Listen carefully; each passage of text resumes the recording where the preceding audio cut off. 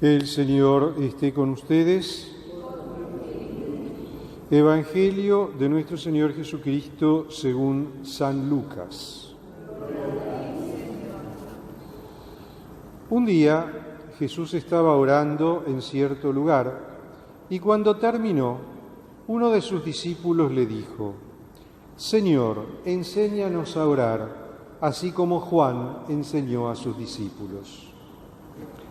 Él les dijo entonces: cuando oren, digan: Padre, santificado sea tu nombre, que venga tu reino, danos cada día nuestro pan cotidiano, perdona nuestros pecados porque también nosotros perdonamos a los que nos ofenden, y no nos dejes caer en la tentación. Y Jesús agregó: supongamos que alguno de ustedes tiene un amigo y recurre a él a medianoche para decirle: amigo, préstame 3 panes, porque uno de mis amigos llegó de viaje y no tengo nada que ofrecerle. Y desde adentro él le responde: no me fastidies, ahora la puerta está cerrada y mis hijos y yo estamos acostados. No puedo levantarme para dártelos. Yo les aseguro que aunque él no se levante para dárselos por ser su amigo, se levantará al menos a causa de su insistencia y le dará todo lo necesario. También les aseguro, pidan y se les dará, busquen y encontrarán, llamen y se les abrirá, porque el que pide recibe, el que busca encuentra y al que llama se le abrirá. ¿Hay entre ustedes algún padre que da a su hijo una serpiente cuando le pide un pescado? ¿Y si le pide un huevo, le dará un escorpión? Si ustedes, que son malos, saben dar cosas buenas a sus hijos, ¿cuánto más el Padre del cielo dará el Espíritu Santo a aquellos que se lo pidan? Palabra del Señor.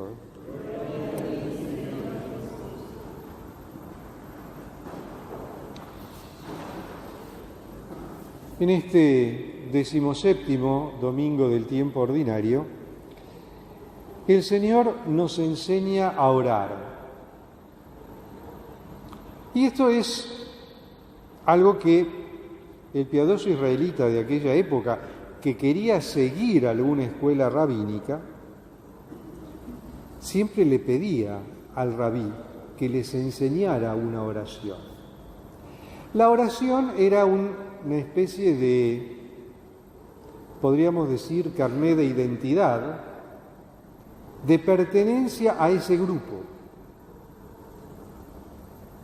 Y Jesús, en este sentido, hace lo que hacen otros rabís, otros maestros de la ley. Enseña una oración a sus discípulos. Pero esta oración es diferente. En primer lugar, los discípulos observaban que Jesús oraba con mucha frecuencia. Y nosotros vemos que, especialmente en el Evangelio de Lucas, y los otros evangelios también, pero en el de Lucas, se ve mucho Jesús se retira a orar. Y siempre vamos a ver que Jesús se retira a orar antes de tomar alguna decisión importante. Por ejemplo, en Marcos está muy claro cuando Jesús se retira a orar antes de elegir a los 12. También lo vemos acá en Lucas, lo vemos en Mateo. El Señor se retira a orar antes de elegir a los 12. Acá en Lucas el Señor se retira a orar antes de partir hacia Jerusalén. El Señor se retirará a orar en el huerto de Getsemaní antes de la pasión. Y ellos notaban que esta oración era muy importante para el Señor. Este maestro con el que ellos se encontraban en ese momento era un maestro diferente, porque era un maestro que no solo les enseñaba, sino que vivía y practicaba por sí mismo aquello que estaba enseñando. Era un maestro que enseñaba con autoridad. Y la autoridad partía de esa vivencia personal e íntima del encuentro con el Padre. Entonces el Señor les enseña a orar. Ellos le dicen: enséñanos a orar como Juan, se refieren a Juan el Bautista, le enseñó a sus discípulos. Juan el Bautista también había enseñado una oración a sus discípulos. Entonces el Señor les enseña el Padre Nuestro. Y acá viene la primera gran novedad. Jesús llama a Dios Abba. La palabra en arameo que está detrás de este Padre es Abba. Abba era la forma en que los chicos se dirigían a su papá. El Señor nos está diciendo que a Dios le digamos papi, papá, papito. Una denominación coloquial y cariñosa. Es decir, nos está implantando, por decirlo de alguna manera y por usar un lenguaje moderno,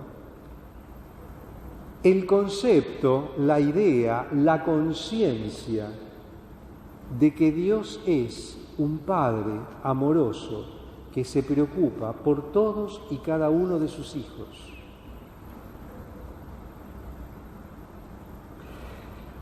Luego dice, el santificado sea tu nombre, o sea, la santidad de Dios, se proclama la santidad de Dios, el 3 veces santo.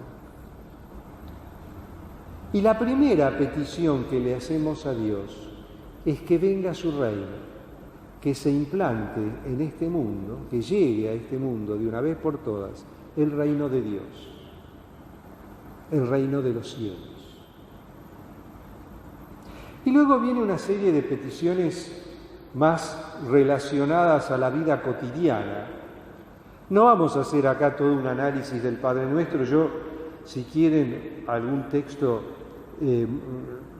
o sea, los grandes santos lo han hecho análisis muchísimo mejores que los que podría llegar a hacer yo, pero les podría sugerir, si quieren, el análisis del Padre Nuestro que hace Santa Teresa. Santa Teresa de Jesús hace un análisis maravilloso del Padre Nuestro. Si queremos venir a algo un poco más moderno, San Luis Guanella escribe un análisis también sobre el Padre Nuestro que se llama Vayamos al Padre. Dos posibilidades como para adentrarnos un poco más en la hermosura y la belleza de esta oración del Padre Nuestro, que es al final de cuentas, la oración identificatoria del cristiano. El cristiano se identifica con el Padre Nuestro. La primera petición, entonces, que se hace con respecto a la vida cotidiana es pedir a Dios el pan cotidiano. Valga la redundancia. Pero acá hay algo que es muy interesante. El pan cotidiano no solo es el pan que tenemos en la mesa, o sea, nuestro sustento material, nuestro alimento material, sino también el pan espiritual. Santa Teresa hace una hermosa reflexión sobre este pan cotidiano, comparándolo con la Eucaristía, el alimento que necesitamos para la vida eterna.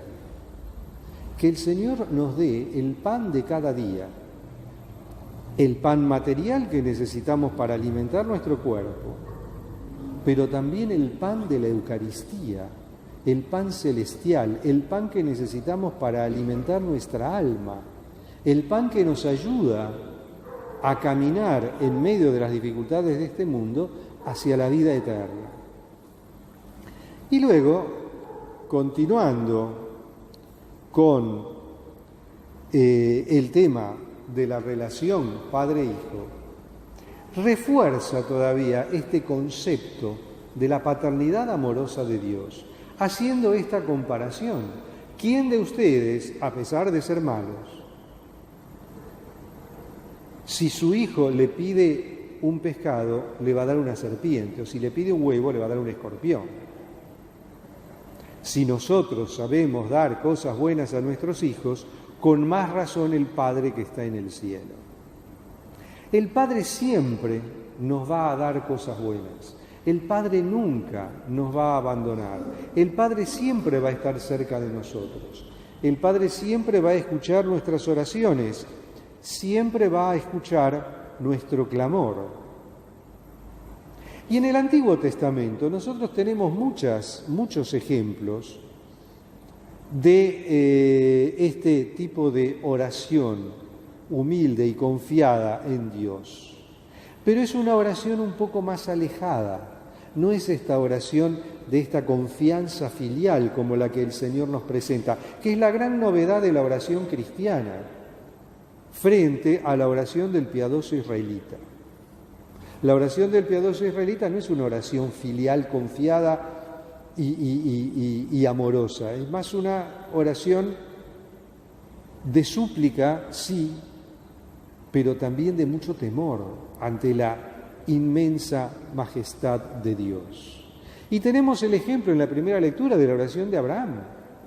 Y Abraham es un arquetipo de oración en este tema, porque se atreve no solo a pedir, pero se atreve también a regatearle. Porque en este diálogo con estos enviados del Señor, Abraham le regatea la suerte de Sodoma y Gomorra. Empieza con 50, si hay 50 justos la vas a destruir, si hay 45, si hay 40, si hay 30, si hay 20, si hay 10, y ya después no insiste, pero le va regateando.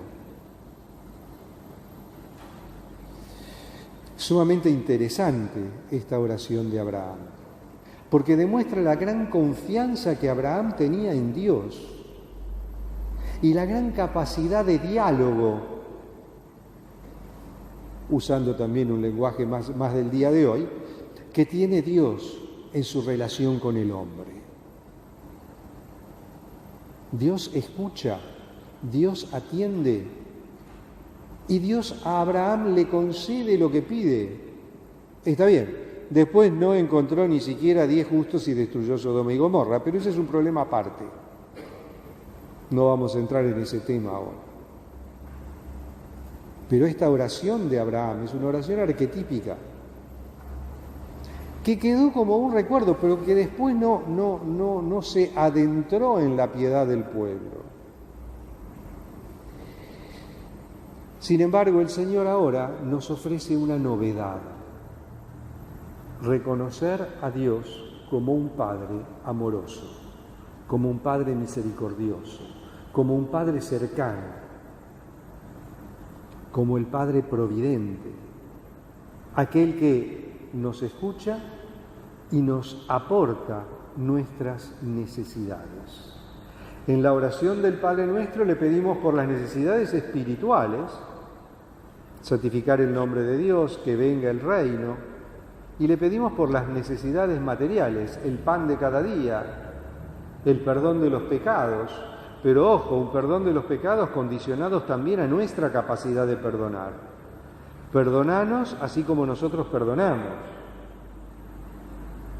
O sea que si vos no perdonás, no estés tan seguro de que el Señor te va a perdonar, porque el Señor te va a perdonar también en la medida en que vos perdones.